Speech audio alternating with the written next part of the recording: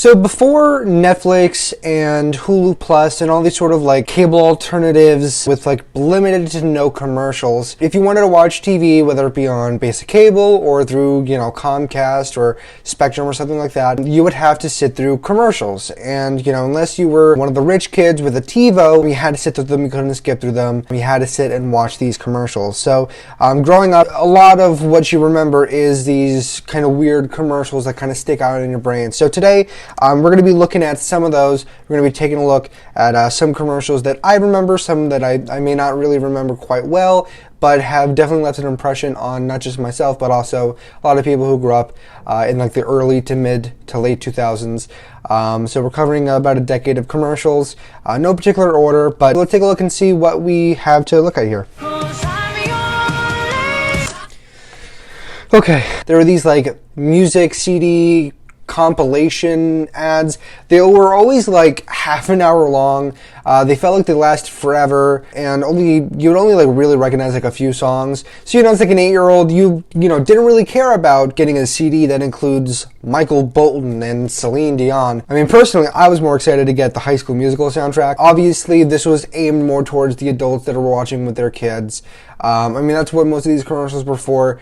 Most commercials, especially on, kids stations like Nickelodeon and Cartoon Network, it's either, geared directly towards the kids, like, hey, bug your parents to buy this, or it's like, hey, parents, while you're here, let me tell you about this Swiffer that you should go out and buy. So I can't really say that these were my favorite commercials in the world, but they definitely left an impression, and an annoying one at that.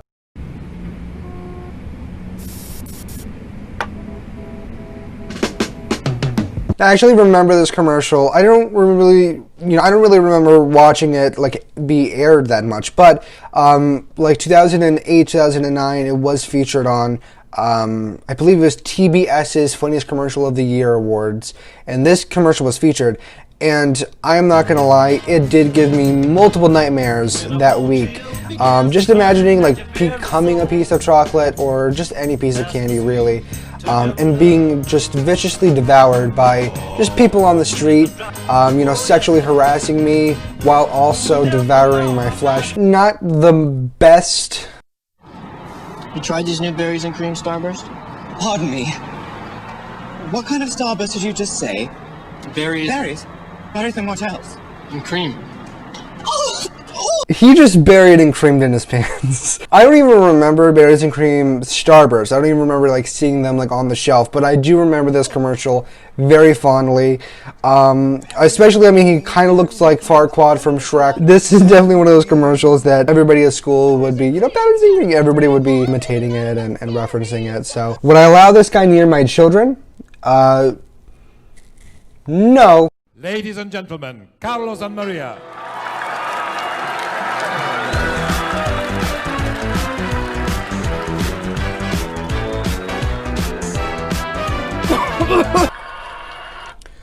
I'm just gonna it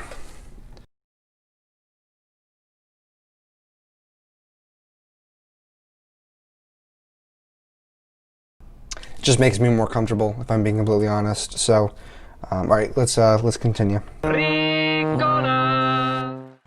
I like square butts and I cannot lie. Squid and sea star can't deny. When a sponge walks in, 4 corners in his pants like he got phone book implants, the crowd shouts. All the ladies stare. Dang, those pants are square. Swinging through the seaweed tangles is a butt with sharp right angles. Now, SpongeBob, I wanna get with ya, cause you're making me rich, ya. If there's anything that children appreciate more, it's a 1990s song about big ass. You can't really get more kid-friendly than that. I know when I was a kid, everybody was like, baby got back.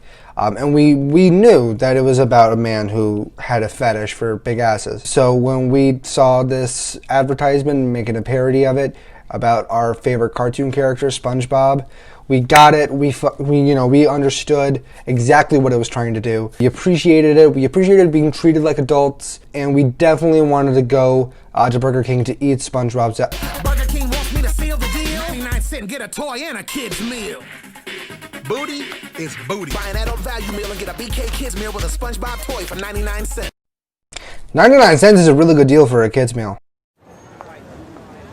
Can you hear me now? Good. Now, I never understood these commercials, the Can You Hear Me Now? I always thought it was like, oh, you can't hear me because I got bad connection, that's why you should go to Verizon. But now that I'm watching it, it seems like it's supposed to be like, oh, we have connection everywhere, and he's like, oh, can you hear me now? Let me test this. So, I mean, either way it worked because it got the idea across that Verizon is good for coverage.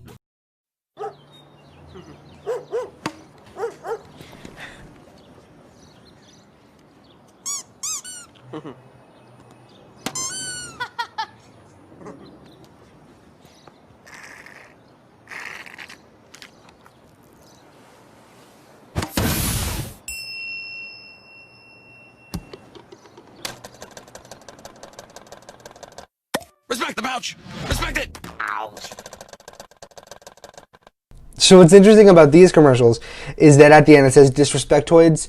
That's actually like their brand, and they have like a series of commercials. It's like one pouch, one bad decision or something. And like depending on how they disrespect the pouch, is how they are sort of punished in like a kind of Willy Wonka way. It was super weird. There's a wiki fandom about it. It goes into the history and it gives you a full breakdown of all the different commercials. I mean, there's a wiki fandom for everything. But this is super, I mean, that's this pretty.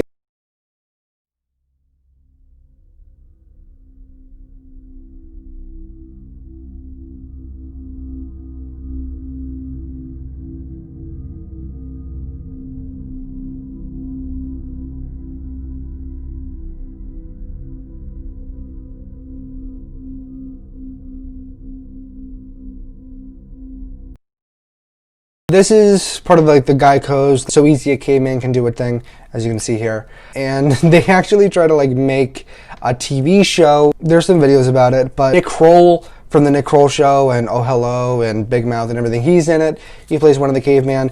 This guy actually didn't play one of the caveman until they revised the show later down the road, and then it got canceled and they kind of made fun of it in some future commercials. So this was a very memorable ad campaign, and it definitely got the idea across, and it's just very early 2000s, very, you know, sticks out for me a lot.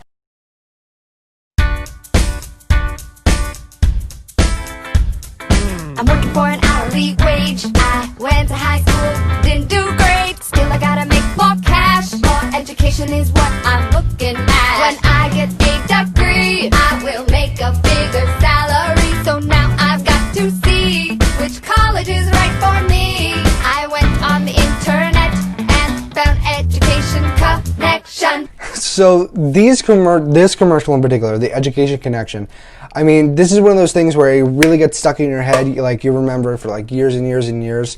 And I really like, it's another one of those things like I wonder where they are now. And I'm sure I could Google it and find out. But, I mean, all right, I'll Google it. I'll see what's going on. So her name is Adriana Veith, and as far as I can tell here, she hasn't really done much more than this commercial. She was an extra in Austin Powers and Goldmember, actually all three Austin Powers movies. That's actually pretty impressive. And she was in a short film called Unchained in 2012. Hasn't done anything since.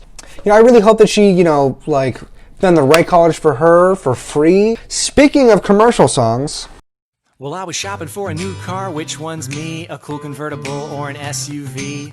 Too bad I didn't know my credit was whack, cause now I'm driving off the lot in a used subcompact. F-R-E-E, that spells free. Creditreport.com, baby. Saw their ads on my TV. Thought about going but was too lazy. Now instead of looking fly and rolling fat, my legs are sticking to the vinyl and my posse's getting laughed at. F-R-E-E, that spells free. Creditreport.com, baby. Offer applies with enrollment and triple advantage. So this is one of my favorite sort of commercial series on like the last 20 years. It's freecreditreport.com. F-R-E-E, that spells free. And it's a series of commercials for this credit report, kind of like Credit Karma, before Credit Karma existed. And it's like this band, they basically talk about, you know, they sing about how having bad credit ruined their life. So what's interesting about this is the singer of the song, the main guy, the guy physically like mouthing the words. That guy is actually a French-Canadian dude who was originally going to sing the song because he actually had a band, but they found that his accent was too strong, so they actually hired this other guy who's like pretty much famous for making commercial jingles. I mean, that's what he does like professionally now, to do the vocals. So I always thought that that guy was the one who was singing. I think anybody who watched it would think that same thing, but actually it's two separate people. So the guy who's like not actually singing, but the guy who's, you know, acting in the commercial as the guy singing, he actually has a band called God Against God, and they're still making music. Most recently, he came out with a song from that band like a few months ago, like start of the pandemic. Good for him, definitely, right? You know, he could have just been like a one-hit wonder, like commercial guy, but he's like still trying to be in the biz. Good for him.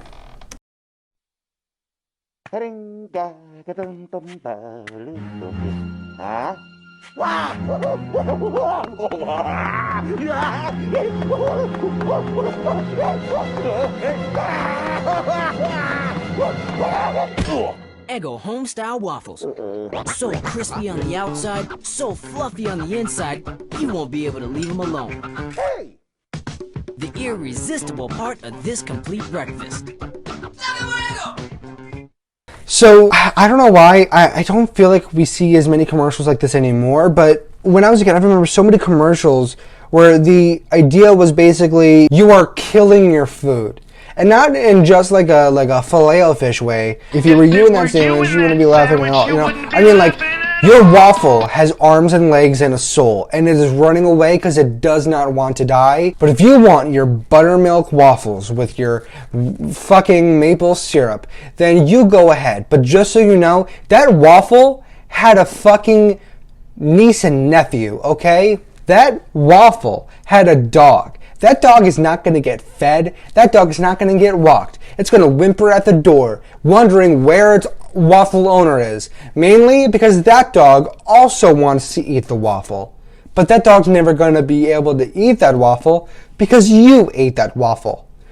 I hope you're okay with that. Go out and buy the Eggo anyway. Maybe Lego my Eggo. What's squishy, stretchy, and transforms almost anything? Foam is fun you can feel. Roll it, mold it, or cover it. That's the way you Floam it. Look, now you can turn anything into a fabulous Floam creation. Transform this wooden fossil into a fierce Floam T-Rex. Turn this ordinary toy car into a Floaming fast dragster. Or change this plain dollhouse into a Floamtastic mansion. Floam sticks to almost anything, and when you're done, squish it back and start all over, or let it harden and keep it forever. Look, clay is messy and hard to start, but Floam turns fun into a work of art. Check it out. Tiny foam microbeads magically stick together and form to any shape you want. Now craft fancy Floam to wear, model creepy Floam critters, or build an erupting volcano of Floam. Plus, mix and match colors for any design you can imagine. Create a stylish jewelry case, or a funky Floam vase. Floam your pencils so they're cool. I love how they use floam as like a verb. It's like, oh, you can floam this and floam that, you know, go floaming. Like, I want to know the kids who had this, because I never knew anybody who had floam. You would see it, and even as a kid, I'm thinking like, that's got to be a mess. I mean, it's microbeads, but if you smush it enough, that's going to fucking come apart, and that's going to be embedded in your carpet. So, you know, I'm wondering who these kids were that floamed everything. Like, you know, do they grow up? Do they go on Tinder? Do they go on a date? Does the date end up back at their apartment? And when their date asks you, you know, oh, do you have any kinks or anything that I should know about before we go further? And they just go up and they whisper in their ear and they say, I like to floam. And they look so puzzled, so surprised. They go, what do you mean that you like to floam? They go, floam! There ain't no bugs on me. There ain't no bugs on me. There may be bugs on some of you mugs, but there ain't no bugs on me. Canine Advantix is the one that repels and kills disease-spreading fleas, ticks, and mosquitoes.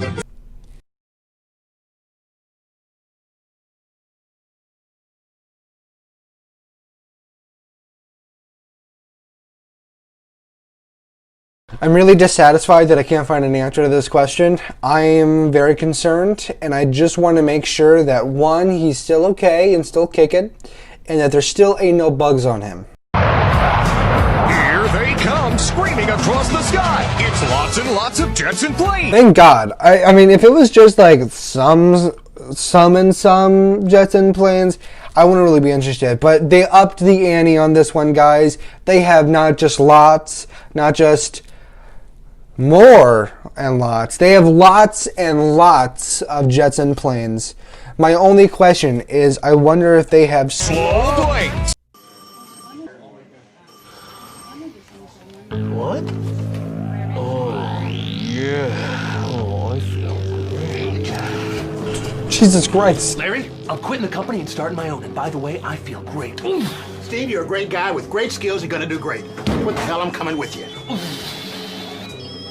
Hey, you're hot and I feel great. Let's get married. All right, but I want lots of kids. Me too. 500 of them.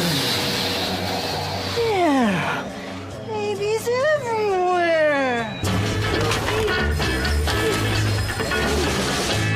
Hey, what's up? Me, I'm up and I feel great. You feel great? Yeah, really great. Go ahead and hit me. You do feel great. I just shattered my hand. Oh, yeah!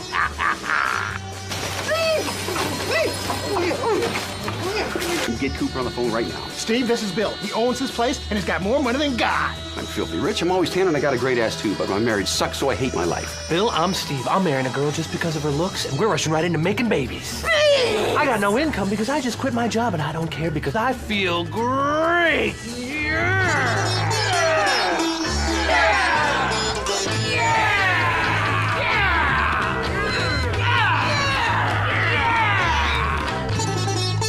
What the fuck?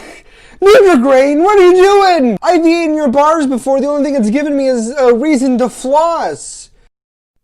Now your child can visit steamy jungles, grassy plains, and the dark depths of the... Okay, I saw this commercial way too many times as a kid. I did not want the Zubux. I did not want them. I just wanted to know what the hell that thing was. What is it? It's flat, and then it's a mouth. It's just all mouth. It's all mouth, and it eats, and it eats, and it eats, and it's gonna eat me. It's gonna eat me. It's gonna eat you. It's gonna eat your family. It's gonna eat your brother. It's gonna eat your family. It's gonna eat us all if we don't know what it is. You wanna know what it is? Buy our Zubux. Because otherwise you're never gonna know. It's the sea mouth. Nope, skipping that one. Nope, skipping that one. Nope, skipping that one. Nope. I know that song. I know what that means. I know what time it is. It's not that time, Sarah McLaughlin. You were not getting me this time. Nope. Skipping. Skip.